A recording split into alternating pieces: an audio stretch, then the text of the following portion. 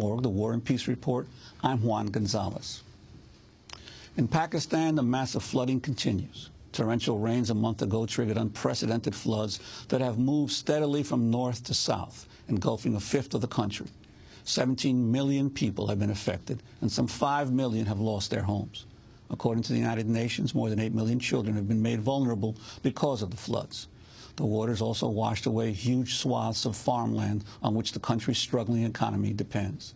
The UN has appealed for $460 million in emergency funds to help deal with the immediate humanitarian crisis.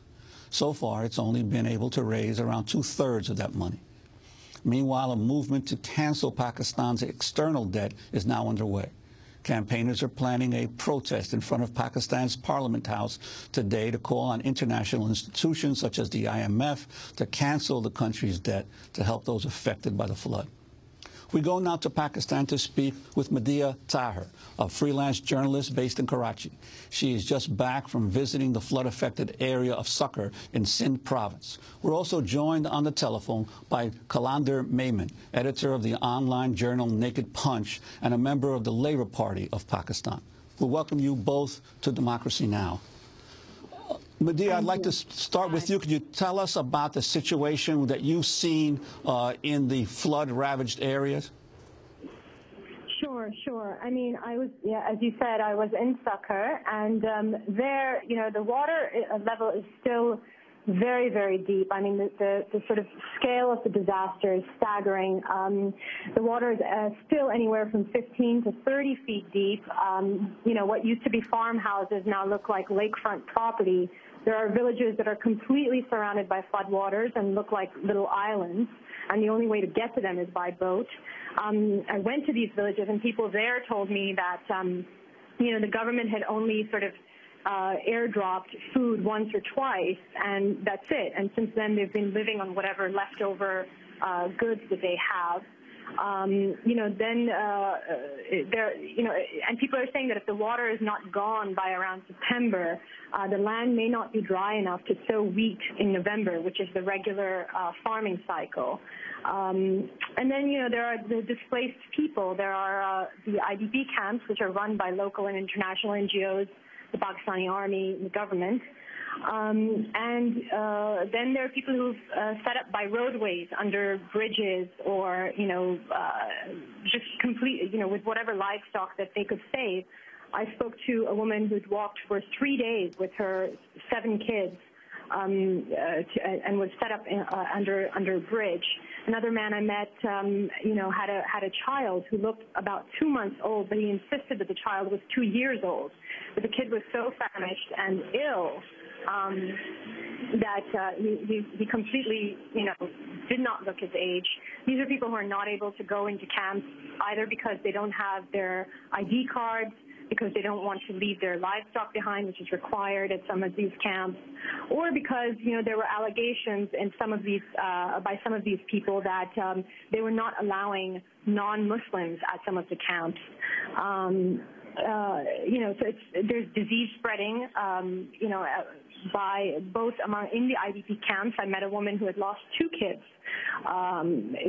She said gastroenteritis, but we don't really know because she was never able to show them to a doctor. And then I met another man who had lost his daughter to what he also said was gastroenteritis, but again, we don't really know. So the death toll from these floods is going to be a lot higher than the sort of initial figure that everybody's kind of latched on to. It's not even clear if anybody's, collecting those figures. And then there are, questions about, right now we're kind of in the relief phase, and then there are questions about, how the rehabilitation efforts will happen and whether it even makes sense for these people to go back to the land that they came from and to get reintegrated into essentially what were in this area, feudal relationships, feudal land relationships. And there are questions about what the Pakistani government is or is not doing. So it's a very complicated situation on the ground. And Madhya, on that last issue, what the Pakistani government is or isn't doing, is it your sense that it's that the emergency response is largely coming from the military or from government civilian organizations or emergency response groups? Well, this is a complicated question. I mean, certainly the government on a national level has been quite corrupt. They've been caught, setting up fake medical and relief camps for photo ops. But on the other hand, the budget for the Army does come from the national government.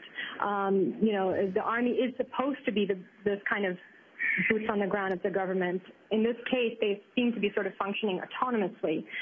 What the government has been doing is, people are saying, well, the Army's helping us and the NGOs are helping us, but actually the government is working through a lot of NGOs. The NGOs are either being partially funded by or receiving goods from the government that they are then distributing to people. So they're public-private partnerships, so it's not really that cut and dry as it sometimes appears to be. I mean, having said that, there's obviously a lot of things that the government's not doing. It's not coordinating its various, arms that it could coordinate very well. I'd like to bring in Kalander Mayman also on the discussion. Could you talk about this whole issue of the rising move to call for the cancellation of Pakistan's debt? How big is it right now, and what are the prospects for that? Hello. The move began almost immediately after the floods. I mean, there's been activists here campaigning on this issue for a while. And given the fact that our government is again talking to IMF, and it was reported yesterday that tax increases and taxes on imports are possible, including on food items, which would put inflation, which is likely to be at 20% as a result of these floods, an increase of further 20%, that is, even further. So activists and many members of political social organizations have been thinking about this issue, and there was an all-party conference 2 days ago in Lahore, and 30 organizations attended, and their united platform was formed, and today we have our first rally in Islamabad, and we have 3 other rallies coming up in Karachi and Lahore, and again back to Islamabad over the next month. In terms of how big the movement is, it's getting almost big by itself. There's a petition I saw online which has about 30,000 members, people have signed it.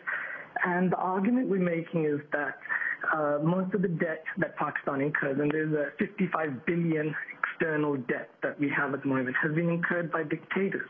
So Ayub, Zia, and Musharraf. For example, when Musharraf took over, the debt, Pakistan's external debt was 35 billion, and by the time he left, it was 49 billion. And we do not feel that the Pakistani people should be paying this, and this is going to be paid by future generations, and it hasn't been used for development. So these are some of our arguments, and the servicing on this is 3.4 billion per year. And that is a huge amount, and if there's cancellation, of course, the economy can recover and we can deal with the floods appropriately. Well, I'd like to ask Medea Tahir on the issue of the continuing U.S. drone